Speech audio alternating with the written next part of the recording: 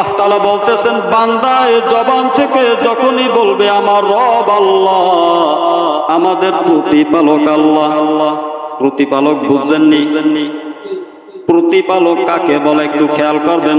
আল্লাহ রাব্বুল আলামিন বলতেছেন প্রতিপালক কাকে বলে। দেখেন, যে ব্যক্তি বলে আমার রব প্রতিপালক, আমার প্রতিপালক আল্লাহ, প্রতিপালক বলতে ওই ব্যক্তিকে বোঝায়। আল্লাহ রাব্বুল আলামিন বলতেছেন, এর দুনিয়ার মানুষ একটু ব্রেন দিয়ে চিন্তা করে দেখো, তুমি যখন মায়ের গর্ভের ভিতরে ছিলা তখন তোমাকে আমি আল্লাহ কুদরতি ভাবে লালন পালন করেছি। তোমার বাবা তোমাকে ইনকাম করে খাওয়ায় নাই, তোমার চাচা তোমাকে খাওয়ায় নাই, তোমার মা তোমাকে লোকমা মুখে তুলে দেয় নাই। আমি আল্লাহ ওই মায়ের গর্ভের ভিতরে তোমার মুখের ভিতরে লোকমা তুলে দিয়ে তিলে তিলে তোমাকে আস্তে আস্তে করে বড় করেছি। এর নাম হয়েছে প্রতিপালক।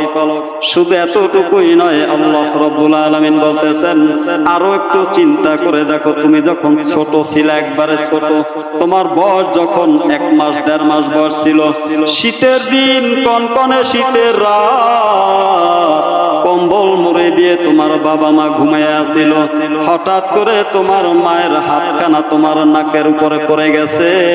তোমার সরাবার মতো কোনো ক্ষমতা ছিল না, তোমার লড়াবার মতো কোনো ক্ষমতা ছিল না, তোমার কথা বলার মতো কোনো বাকশক্তি ছিল না।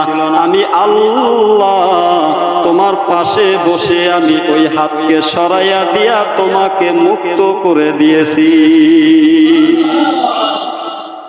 এরপরে আল্লাহ তাআলা বলতেছেন আমি কেমন প্রতিপালক, আর একটু চিন্তা করে দেখো, ওই ঘুমের ঘরে হঠাৎ করে ল্যাপটা তোমার নাকের উপরে পড়ে গেছে, অথচ বাবা খেয়াল করে নাই, বাবা অন্যদিকে ফিরা ঘুমাইতেছে, মাও সে তার নিজের ঘুমের ভিতরে ব্যস্ত, কিন্তু হাতের নাড়া পরে কম্বলটা তোমার নাকের উপরে পড়ে গেছে। তুমি ছটফট করছিলা, তোমার প্রাণটা বের হয়ে যাবে এমন উপক্রম হয়েছিল। তোমার বাবা তোমাকে বাঁচায় নাই, তোমার মা তোমাকে খেয়াল করে নাই। আমি আল্লাহ কুদরতি ভাবে, আমি আল্লাহর হাত দ্বারা ওই কম্বলটা সরাইয়া দিয়া তোমাকে মুক্ত করে দিয়েছি। ওই আল্লাহ রাব্বুল আলামিন বলতেছেন, যারা দুনিয়া জমিনে বসে বলবে ইন্নাল্লাযীনা ক্বালু রাব্বুনাল্লাহ,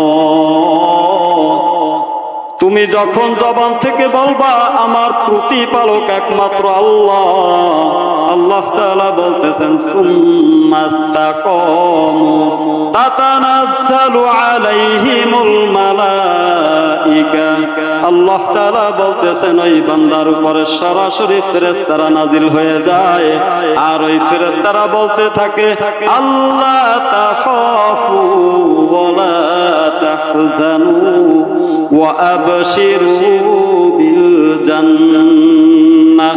ওই ফেরেশতারা বলতে থাকে তুমি যখন জবান থেকে স্বীকার করে নিয়েছো তোমার প্রতিপালক আল্লাহ, তুমি ওই অনুযায়ী চলতেছো, ওই কথার উপরে তুমি দৃঢ় ছিলা, মজবুত ছিলা, ওই কথাকে তুমি মজবুত ভাবে আঁকড়ায়া ধরেছো, তোমার ঈমান কখনো বিধ্বংসী হয় নাই।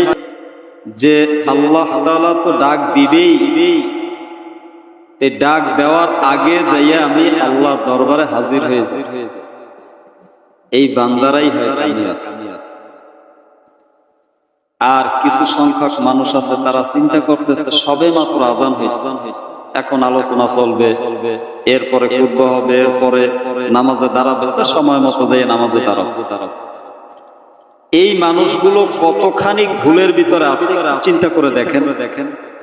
আল্লাহর হাবিব সাল্লাল্লাহু আলাইহি ওয়াসাল্লাম বলতেছেন ইল্লা হাফাতহুমুল মালাইকা ওয়া গাশিয়াতহুমুর রাহমা ওয়া নাযালাত আলাইহিমুস সাকিনাহ ওয়া যাকারাহুমুল্লাহু ফী মান ইনদাহ।